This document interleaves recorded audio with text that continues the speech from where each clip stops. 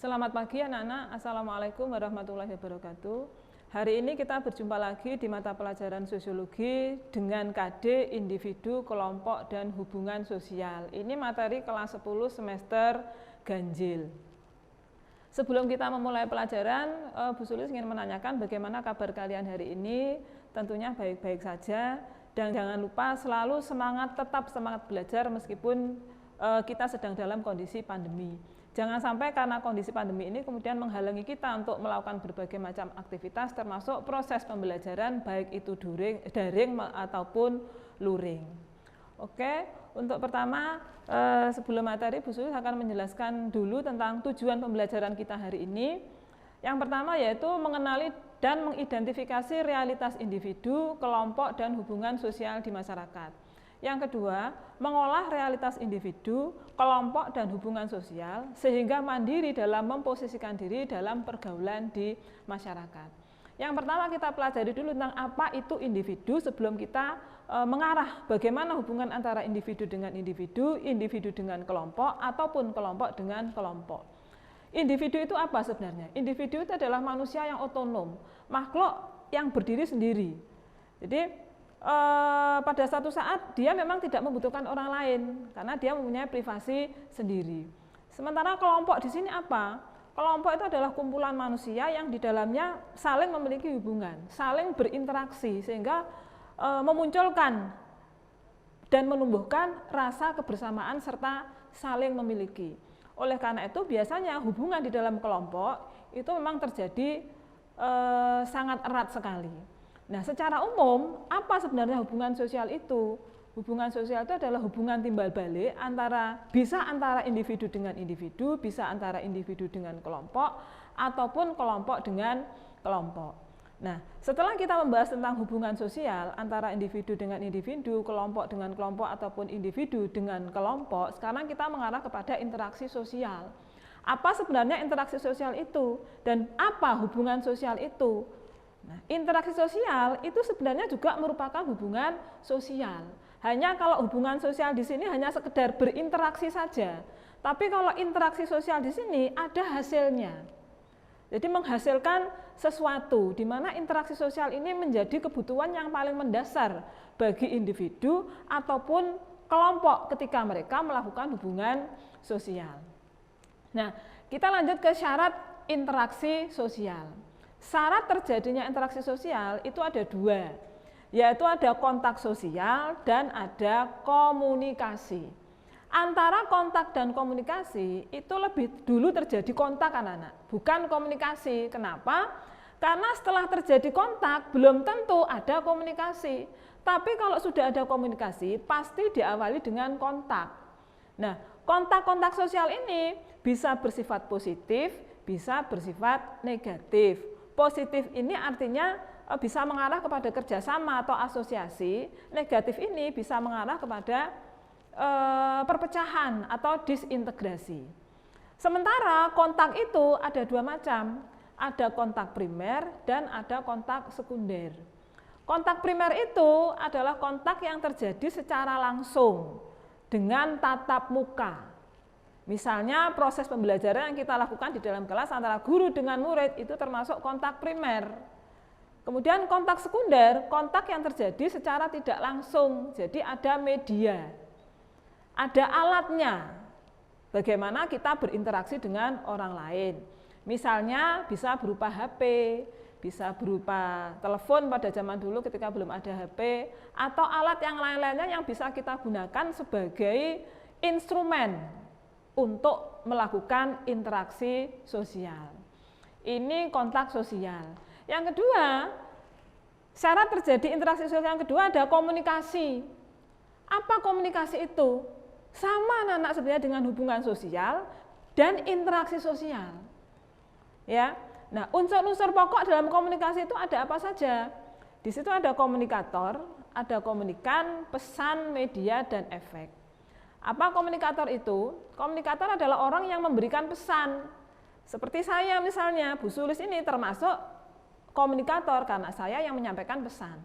Komunikan adalah orang yang menerima pesan. Siapa? Anda misalnya ketika kita proses belajar mengajar, saya komunikator, Anda adalah komunikannya. Pesan, apa pesan? Informasi yang saya sampaikan kepada Anda itu merupakan pesan. Kemudian media, ketika saya menyampaikan pesan kepada Anda, media apa yang saya pergunakan? Efek yang terakhir, efek itu adalah kondisi komunikan, bagaimana ketika menerima pesan dari komunikator.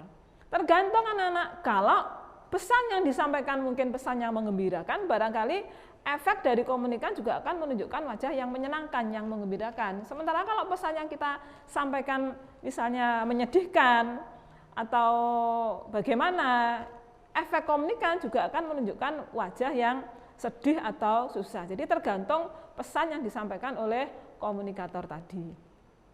Kita lanjut ke faktor-faktor pendorong interaksi sosial.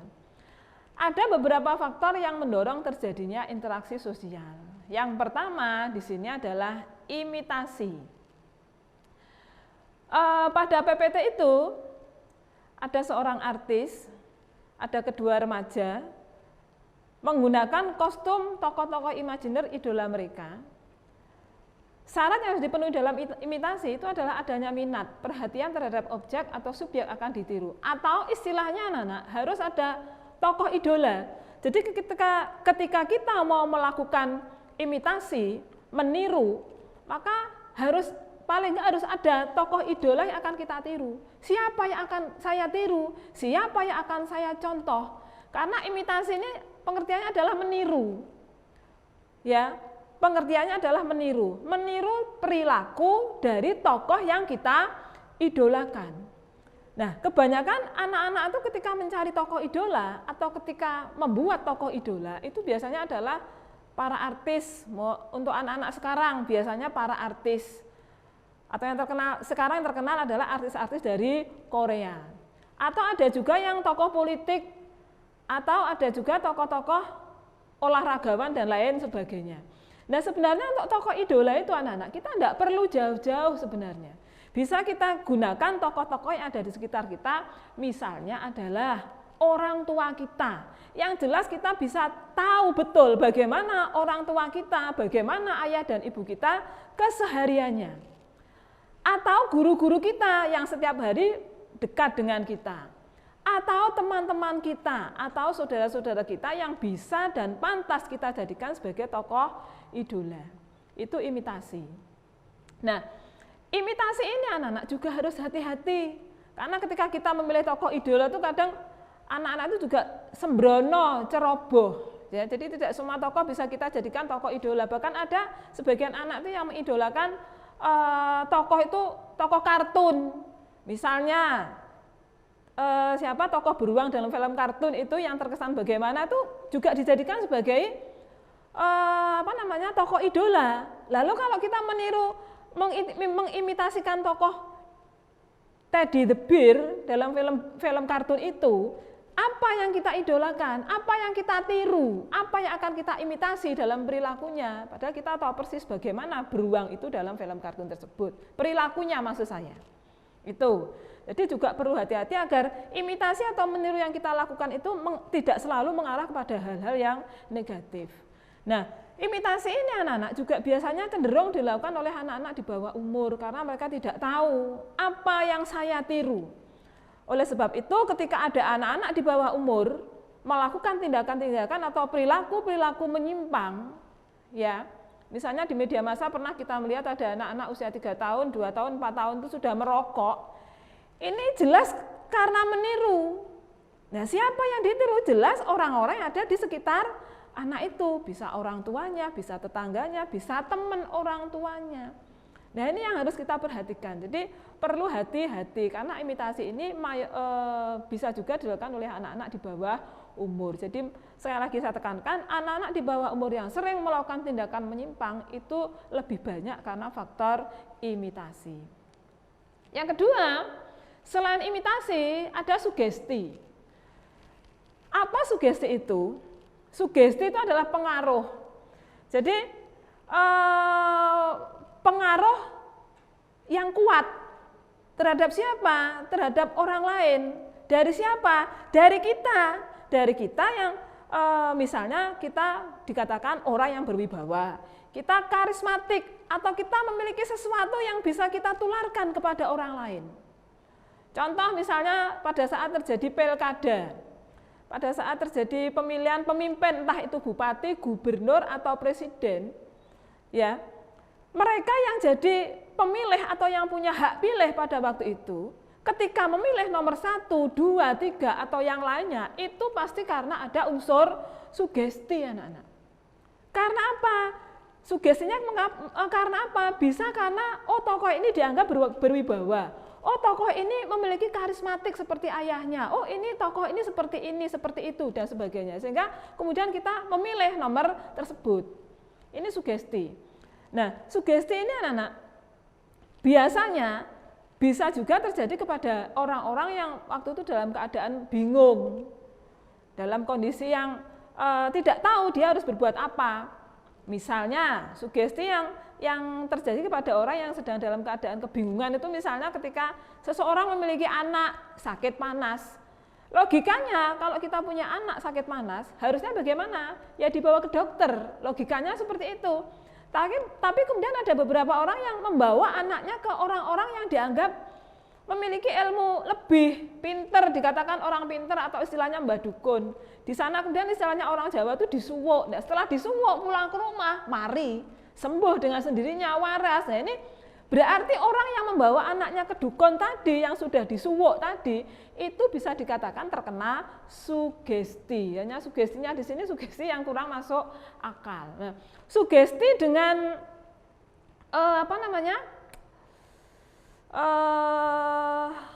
sugesti itu anak-anak dilakukan dalam orang itu dalam kondisi sadar.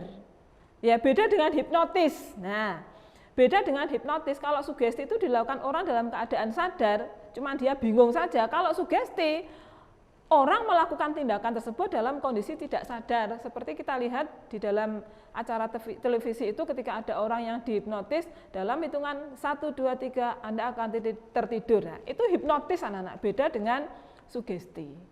Ya. Kemudian identifikasi. Nah, identifikasi ini anak-anak sebenarnya juga hampir sama dengan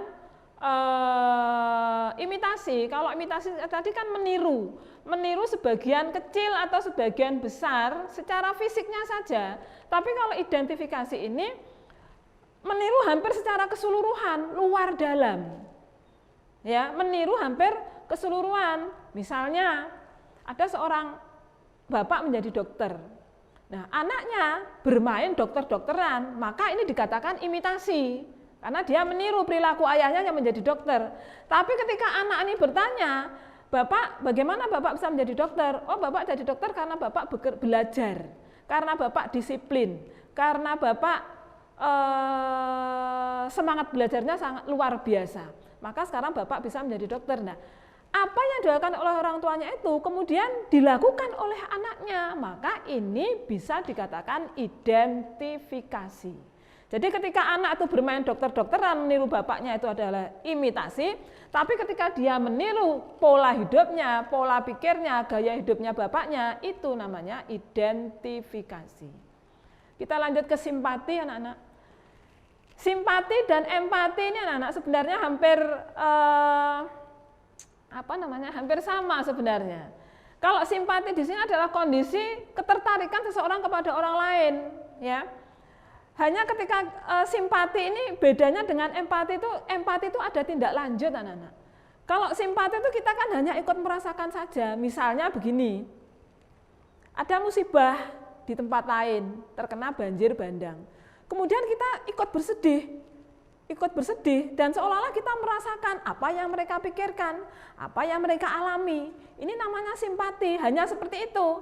Tapi kalau kemudian kita berusaha membantu secara fisik, misalnya kita ikut datang ke tempat mereka terkena bencana dengan membantu mencari korbannya, dengan berusaha membantu kebutuhan sehari-hari, misalnya dengan menyumbangkan pakaian, makanan, itu sudah masuk empati. Jadi kalau empati itu, ketertarikan kita itu sudah mempengaruhi kondisi jiwa kita. Ya, contoh yang paling sederhana adalah misalnya begini. Ketika ada seorang laki-laki jatuh cinta kepada seorang perempuan, dia tertarik karena dia cantik, ya sudah, ini simpati anak-anak. Simpati. Kemudian dilanjut ke pacaran. Nah, ketika berpacaran, mereka beranggapan bahwa ini adalah milik saya. Maka ketika ditinggal, dia merasa sakit hati dan lain sebagainya. Akhirnya bagaimana? Menjatuhkan diri dari lantai 12 atau bunuh diri. Lah, ini namanya empati. Jadi rasa cinta dia kepada pasangannya itu sudah memasuki kondisi fisik dan jiwa seseorang sampai akhirnya dia rela melakukan hal-hal yang terkadang tidak masuk akal. Contohnya adalah bunuh diri. Ini tadi imitasi. Jadi itu sekilas tentang faktor-faktor yang mempengaruhi terjadinya interaksi sosial. Ada imitasi, ada sugesti, identifikasi, simpati, dan empati. Kita lanjutkan sekarang ke bentuk-bentuk interaksi sosial. Di awal tadi kita sudah belajar tentang sifat kontak sosial itu ada yang positif dan negatif. Kalau positif itu mengarah kepada kerjasama, kalau negatif itu mengarah kepada perpecahan.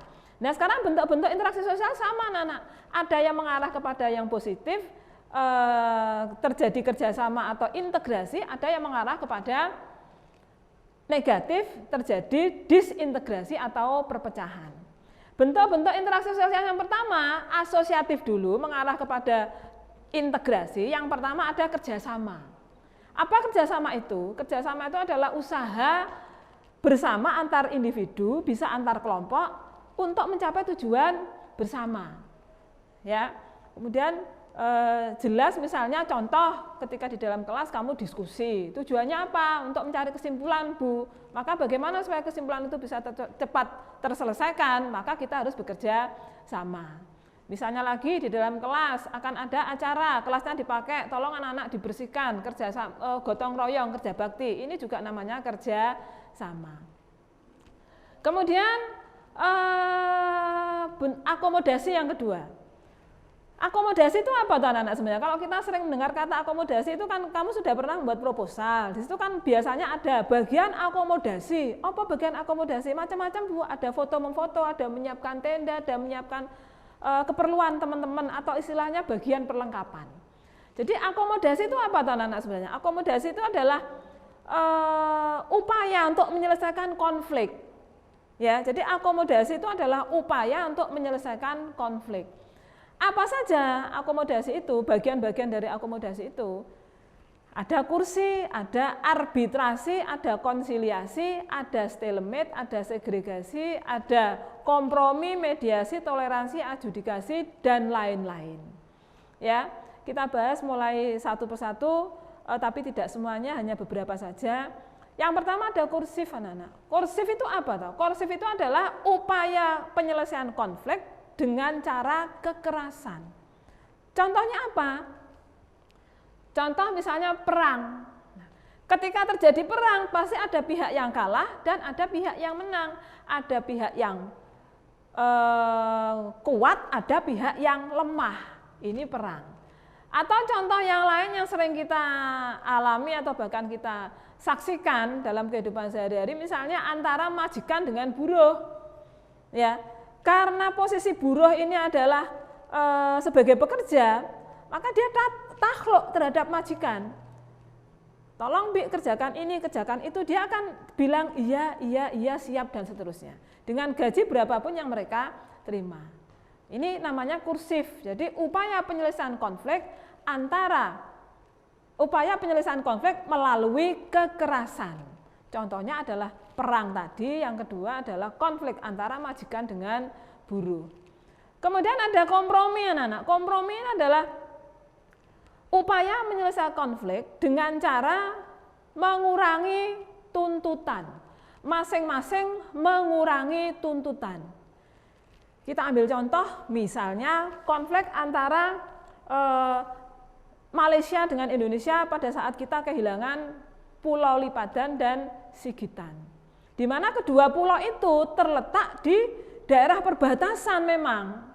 Ya, memang di daerah perbatasan. Karena kedua pulau itu juga aksesnya jauh dari pusat pemerintahan, sehingga segala bantuan atau segala sarana prasarana akses yang masuk ke situ banyak mengalami hambatan, banyak mengalami kendala, dan mereka lebih dekat dengan Malaysia. Maka untuk memenuhi kebutuhan sehari-hari karena akses dari pemerintah pusat itu sangat sulit, maka mereka lebih memilih ke Malaysia karena lebih dekat, sehingga mata uang yang mereka pakai, kebutuhan sehari-hari mereka yang mereka belanjakan itu semua berasal dari Malaysia, yang akhirnya mereka juga tidak kenal dengan mata uang rupiah, tidak tahu bendera merah putih, bahkan tidak tahu nama presiden kita. Seperti itu anak-anak. Nah, karena kondisi itu, maka kemudian terjadi konflik antara Indonesia dan Malaysia. Ya, mungkin Malaysia ikut campur urusan pemerintah kita karena itu termasuk urusan dalam negeri negara kita. Sementara Indonesia, pemerintah kita agak lupa atau bukan agak lupa, kelendran begitu ngurusi dua pulau itu karena memang letaknya ada di daerah perbatasan, sehingga terjadi konflik, namun itu bisa diselesaikan dengan cara kompromi. Kemudian contoh lagi misalnya ketika diklaim batik milik Malaysia atau reog milik Malaysia, itu juga salah satu konflik antara Indonesia dengan Malaysia yang bisa diselesaikan dengan cara kompromi. Ada lagi anak-anak kemudian toleransi. Toleransi ini adalah salah satu usaha untuk saling menghargai atau saling menghormati terhadap perbedaan yang ada. Ini sulit sekali anak-anak kita jalankan karena memang negara kita tuh belum bisa menerapkan toleransi secara utuh, secara benar. Karena masyarakat kita juga belum bisa begitu menghargai, belum bisa begitu mengakui perbedaan yang ada di negara kita, baik itu perbedaan ras, suku bangsa, agama, budaya, ekonomi, dan yang lain-lainnya. Kemudian ada mediasi, adjudikasi, dan konsiliasi. Ketiga-tiganya ini kenapa saya sebutkan secara langsung? Karena ketiga-tiganya ini sama-sama menggunakan pihak ketiga, anak-anak. Ya, tapi peran pihak ketiga di sini berbeda. Ya, peran pihak ketiga di sini berbeda. Pada arbitrasi, peran pihak ketiga di sini mutlak sebagai pengambil keputusan, maka pihak yang berkonflik tidak bisa berbuat apa-apa.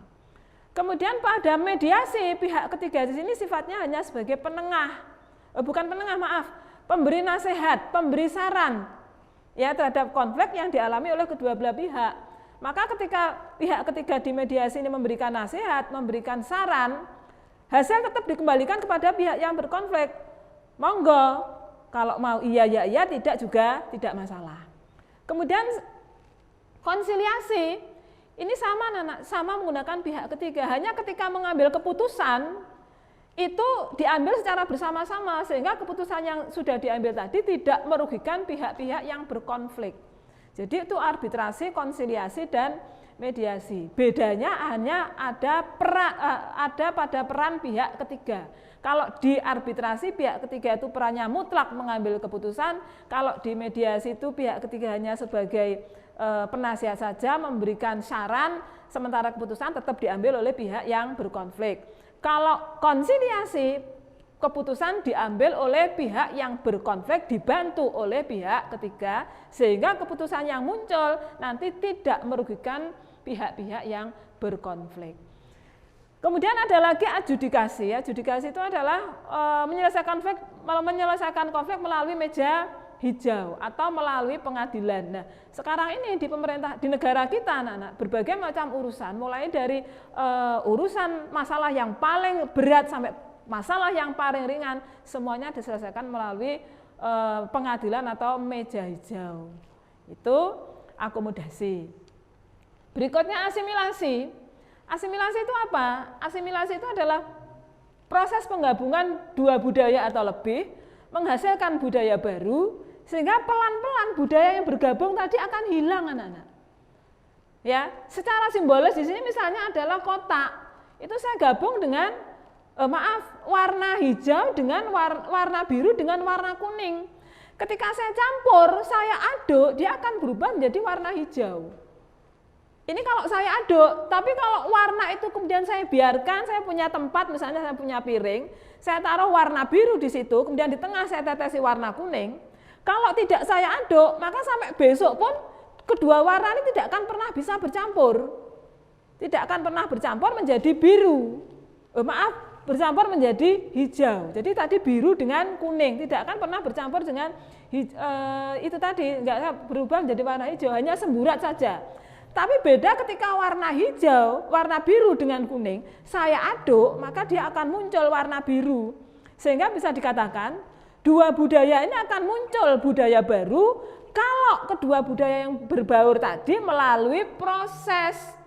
Prosesnya apa? Proses adaptasi, proses penyesuaian diri sehingga nanti bisa muncul budaya baru. Ya, seperti itu. Kemudian kita lanjut ke akulturasi. Akulturasi ini adalah perpaduan dua budaya atau lebih, tidak harus dua, bisa tiga, bisa empat. Muncul budaya baru tanpa menghilangkan ciri khas budaya yang lama. Ya, tanpa meninggalkan ciri khas budaya yang lama. Contoh Candi Borobudur. Candi Borobudur itu merupakan perpaduan antara budaya India dengan budaya Indonesia. Nah, di mana budaya Indianya dan di mana budaya Indonesianya? Kalau di budaya Indianya itu fungsi candi Borobudur itu untuk apa? Untuk beribadah. Jadi sama dengan wihara, untuk beribadah. Kalau budaya Indonesianya yang mana di situ? Budaya Indonesianya terletak pada batu-batunya itu anak-anak, bangunannya. Jadi di situ ada akulturasi antara budaya India dengan budaya Indonesia. Kemudian bentuk interaksi sosial yang kedua, yang terakhir itu ada disosiatif. Kalau tadi asosiatif itu arahnya kepada integrasi, penyatuan, kalau disosiatif mengarah kepada arah perpecahan. Nah, disosiatif ini anak-anak ada 3 proses. Dimulai dari persaingan atau kompetisi, kemudian kontroversi, yang terakhir ada konflik. Ini tidak bisa dibolak-balik anak-anak, karena apa? Karena persaingan itu kalau dilakukan secara tidak sehat, pasti akan muncul kontroversi dan pasti juga akan muncul konflik.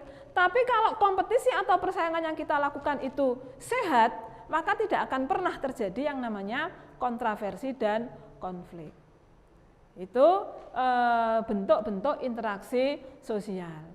Kita lanjut yang terakhir sekali, ini di sini ada hubungan individu dan kelompok, macam-macamnya ada 3, ada hubungan individu dengan individu dengan kelompok, kelompok dengan kelompok. Yang jelas hubungan ketiganya ini terjadi secara timbal balik.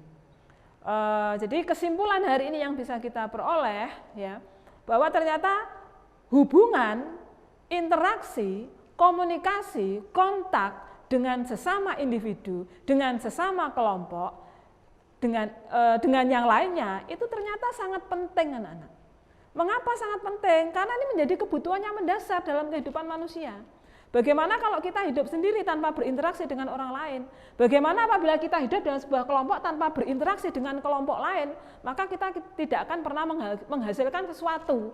Mengapa? Karena hasil daripada interaksi sosial itu adalah sebuah kebudayaan. Nah, kita nggak bisa menciptakan kebudayaan sendiri. Kita butuh orang lain, kita butuh kelompok lain untuk menciptakan sebuah kebudayaan. Itu kesimpulan dari saya. Demikian materi yang saya sampaikan hari ini. Saya akhiri sampai di sini. Selamat pagi. Wassalamualaikum warahmatullahi wabarakatuh.